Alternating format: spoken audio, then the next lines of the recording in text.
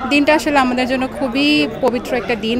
আমাদের এটা হচ্ছে বৌদ্ধ পূর্ণিমা, এটা হচ্ছে আমাদের বৌদ্ধদের বড় উৎসব। ত্রিশিতি বিজড়িত আমাদের এই বুদ্ধের শুভ বুদ্ধ পূর্ণিমা। তিনি যেমন বলেছেন অহিংস পরম ধর্ম। ধর্মের নির্দেশনা দিতে বা অনেকে অষ্টশীল পালন করে, অনেকে পঞ্চশীল পালন করে, অনেকে হচ্ছে খাবার দাবার রান্না করে নিয়ে এসে বুদ্ধের কাছে অর্পণ করে। মানে যে যার মতো আসলে নিজের উদ্দেশ্যভাবেই আসে আর কি। অনেকে নিজের ইচ্ছা বুদ্ধের কাছে প্রার্থনা করার জন্য আসে। দিনটা আসলে আমাদের জন্য খুবই পবিত্র একটা দিন। আসি আমরা হচ্ছে সবার কাছে, মানে নিজের আশেপাশে যারা আছে সবাই একত্রিত হওয়ার একটা সুযোগ থাকে। যেমন আপনি দেখতে পাচ্ছেন আমাদের আত্মীয় স্বজন সবার সাথে দেখা সাক্ষাৎ হচ্ছে।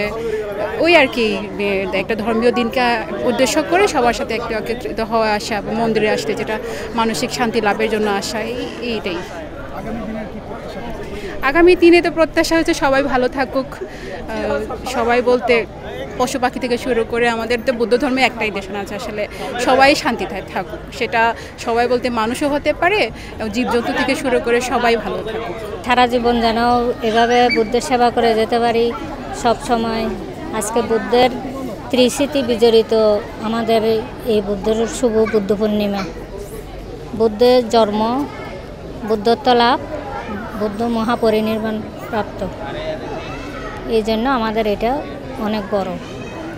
আগামী দিনের প্রত্যাশা কি? আগামী দিনে যেন এভাবে আমরা সুন্দরভাবে বুদ্ধ পূর্ণিমা উদযাপন করতে পারি, এটাই বুদ্ধের কাছে প্রার্থনা করি এবং বিশ্বের শান্তি বিরাজ করুক। আমাদের এটা হচ্ছে বৌদ্ধ পূর্ণিমা, এটা হচ্ছে আমাদের বৌদ্ধদের বড় উৎসব, তাই আমরা এখানে এসেছি হচ্ছে নাচ করতে।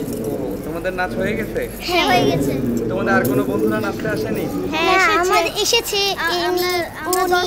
আমরা 10 জনের মতো এসেছি এখানে। তোমাদের এখানে নাচ বাজা আর কিছু হয়েছে? নাচের সাথে আরো গান হয়েছে। গৌতম বুদ্ধের জন্ম, এবং তিনি এই দিনেই বুদ্ধি লাভ করেছেন এবং এই দিনেই মহা পরিনির্বাণ হয়েছেন। এই দিনটিকে বুদ্ধ ধর্মকে একটি বিশেষ দিন হিসাবে বিবেচনা করে একই সাথে আমি মনে করি বাংলাদেশের সকল ধর্মবর্ণ মানুষও এই বুদ্ধর যে দার্শনিক চিন্তা ভাবনা এবং যে তার জীবনচারী, এবং সেটিও তারা কিন্তু আমাদের প্রাত্যহিক জীবনের বিভিন্ন কাজে আমরা এটিকে গ্রহণ করি। তিনি যেমন বলেছেন অহিংস পরম ধর্ম, অর্থাৎ সারা পৃথিবীর মানুষকেই শান্তি এবং স্বস্তির মধ্যে থাকার জন্য আহ্বান করছে এবং কাজ করে যাওয়ার জন্য বৌদ্ধদেরকে নির্দেশ দিয়েছেন। আমাদের মাননীয় প্রধানমন্ত্রী দেশরত্ন শেখ হাসিনা তিনি বলেন ধর্ম যার যার, উৎসব সবার। এবং তিনি শুধু এই কথাটি মুখেই বলেন না, অন্তরে ধারণ করেন, এবং অন্তরে ধারণ করেন বলেই আজকে কিন্তু বিভিন্ন উৎসবাদিতে বিভিন্ন জাতি ধর্মবর্ণ মিলেমিশে একাকার হয়ে থাকে এবং তাদের সহাবস্থান পরিষ্কারভাবে প্রমাণ করে যে দেশ শতভাগ সাম্প্রদায়িক সম্প্রীতির একটি তীর্থভূমি।